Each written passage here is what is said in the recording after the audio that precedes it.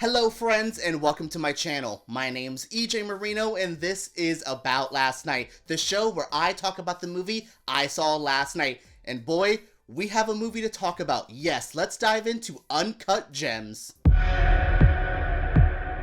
You know that one friend that has all the drama that always calls you and you're like, I don't want to get wrapped up in all of their BS. You see their number and you're like, oh, am I going to answer this?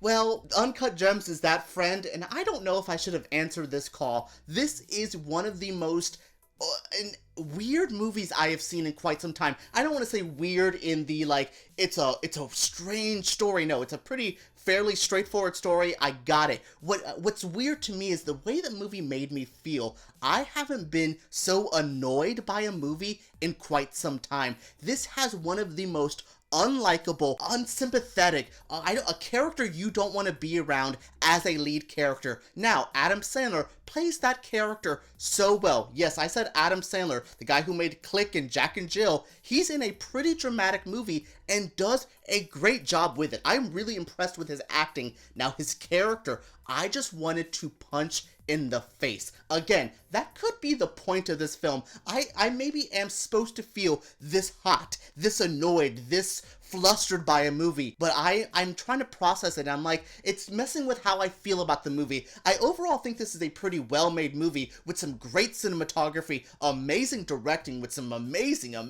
acting, and one of my favorite scores of all year. But all of that is just has an asterisk next to it because it has one of those scripts that I am just like, can I just have red-penned all of the annoying stuff and replaced it with a more fleshed out character? You could only roll your eyes and go, really? So many times until you're like, I'm almost checking out of this movie because I know how it's gonna end. I know this character's scummy and what scummy things he's gonna do next. It's a frustrating viewing, but I will say, at least the movie made me feel emotions. It's rare for a movie to get me this hyped or this many thoughts going, and applause to a movie that could actually have, like, bring that out of me and have that kind of story to tell. But oh boy, I wish this was a very different story. Uncut Gems follows the character of Howard Ratner. He is a jeweler in New York, has some pretty high profile customers. We basically start with him meeting the basketball player Kevin Garnett. Oh yeah, this is set in 2012 because Kevin Garnett's still playing basketball. But yeah, he's a jeweler. He's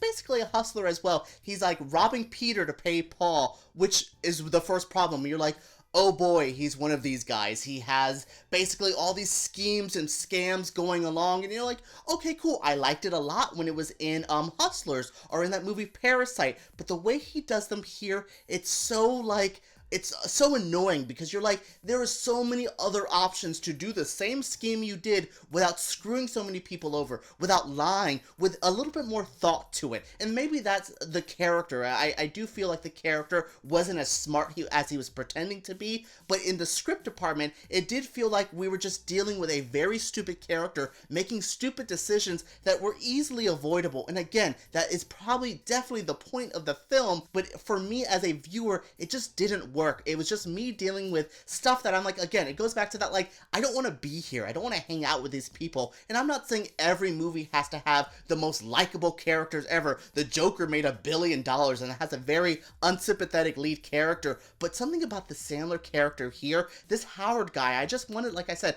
punch him in the face because he's so dumb. The way he treats his family, the way he treats his mistress, everything here, the way he treats his clients, I'm like, bro, are you that dumb? And it seems like he is that dumb. So the character Howard gets this really cool opal rock and he's going to sell it for $1 million, he thinks. He lends it to the basketball player Kevin Garnett, and Kevin Garnett kind of screws him over, doesn't give it to him when he's supposed to, which just trickles down so many other things. He was supposed to sell that, but he was pawning a ring, but he was supposed to do that, and it just all unfolds. It's almost like a Greek tragedy. That is the best way to describe this movie. It's because you know how it's going to end. You know that nothing in this movie is going to go right, and you're just watching it unfold. And it's hard as a viewer to go through something like that, where you just know you're dealing with unlikable people, dealing with some crazy stuff, and it's just going to get worse and worse. You just saw someone just dig their own grave more and more, and it's hard for me because it's just like amazing stuff from the Safdie Brothers.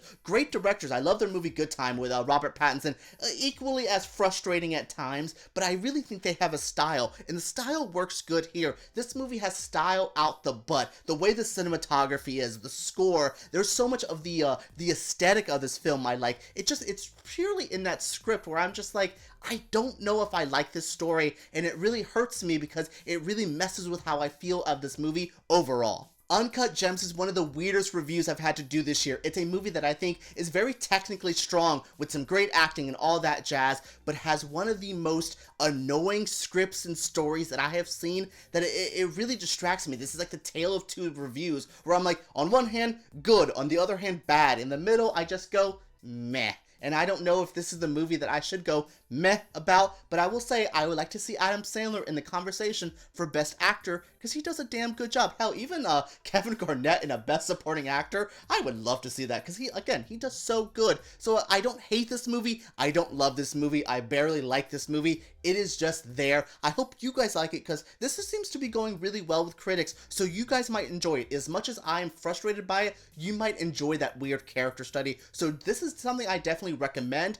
A warning, it's just a tough viewing. Thank you guys so much for tuning into this video. It was so fun talking about Uncut Gems. I haven't had a movie that made me feel this many emotions in quite some time. Alright guys, I want you guys to comment down below. Do you want to see this movie? What do you think about Adam Sandler returning to a more dramatic film? Let me know down in the comments below. Subscribe to my channel because I make videos like this every single week. And give me a thumbs up because YouTube takes those way too seriously. Alright guys, let's talk about Uncut Gems below. I'm really trying to think, is this my least favorite Adam Sandler character? Like, I might deal with Little Nicky before I would deal with this guy again.